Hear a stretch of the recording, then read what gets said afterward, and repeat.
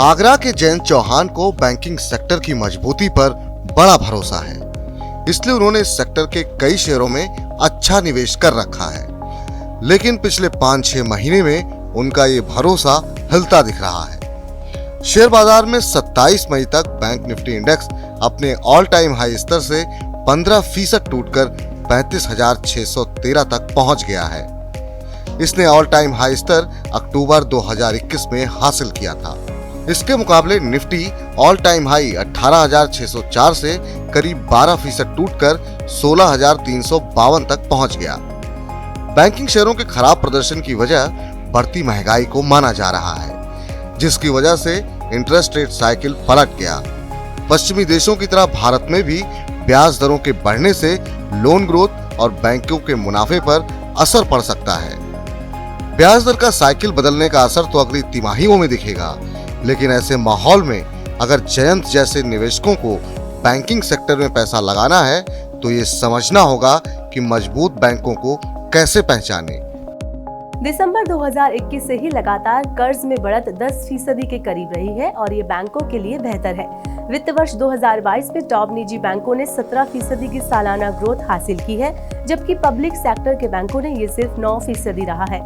कर्ज में ये बढ़त काफी हद तक सरकार की गारंटी वाले emergency credit line guarantee scheme यानी ECLGS की वजह से है। माइक्रो और स्मॉल एंटरप्राइजेस में जहां लोन सालाना 21.5% की रेट से बढ़ा है, वहीं मीडियम एंटरप्राइजेस में ये ग्रोथ 31% रही है। मीडियम एंटरप्राइजेस ने ECLGS का फायदा उठाया है। ब्रोकरेज हाउस मोतीलाल ओसवाल ने अपनी एक रिपोर्ट में कहा है कि वित्त वर्ष 16 से 20 में फीकी कमाई के बाद निजी बैंक और PSU बैंकों की कमाई ने स्पीड पकड़ी है और वित्त वर्ष 2020 से 22 के बीच इनमें CAGR यानी सालाना बढ़त क्रमशः 29% और 134% हो सकती है। तो ये साफ है कि चाहे निजी बैंक हो या सरकारी, इनकी एसेट क्वालिटी में सुधार हो रहा है। कंजर्वेटिव तरीके से प्रोविजनिंग की वजह से तिमाही दर तिमाही उनके बही खाते में भी सुधार हो रहा है।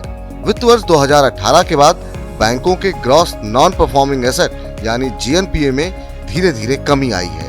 IBC के माध्यम से अच्छी रिकवरी और कॉर्पोरेट नॉन परफॉर्मिंग लोन यानी NPL साइकिल में सुधार की वजह से ऐसा हुआ है।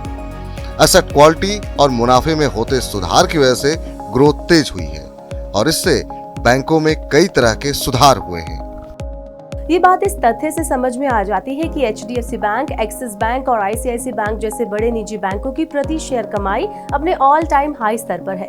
तो बैंकों के लिए सब कुछ गुलाबी गुलाबी सा दिख रहा है, लेकिन एक बात आपको समझनी होगी कि रिजर्व बैंक के अनुमान से ज्यादा तेजी से ब्याज दरें बढ़ाने की वजह से कर्ज बढ़त की स्पीड में ब्रेक लग सकता है। इसी तरह महंगाई बढ़ने और कॉर्पोरेट के मार्जिन में कमी की वजह से एसेट क्वालिटी में भी गिरावट आनी शुरू हो सकती है।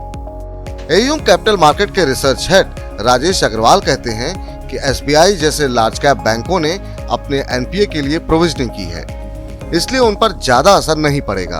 अगर आगे भी कोई रिकवरी होती है जिससे बैंकों के बॉटम लाइन पर असर पड़ता है तो ये बैंकिंग शेयरों के लिए अच्छी बात होगी। महंगाई की बात करें तो ये रूस यूक्रेन जंग और कोविड जैसे आपूर्ति के मसलों की वजह से है। कुछ समय बाद इन मसलों को हल कर लिया जाएगा। तो ब्याज दरों या महंगाई का कोई भी रिएक्शन बैंकों के शेयरों पर दिखता है तो वो खरीदारी का मौका हो सकता है। ऐसे में 9 से 12 महीने के लॉन्ग टर्म के लिए क्वालिटी बैंक्स में खरीदारी के मौके की तरह देखना चाहिए। आगे कुछ क्रेडिट ग्रोथ भी हो सकती है क्योंकि कई कंपनियां विस्तार योजनाओं पर काम कर रही हैं।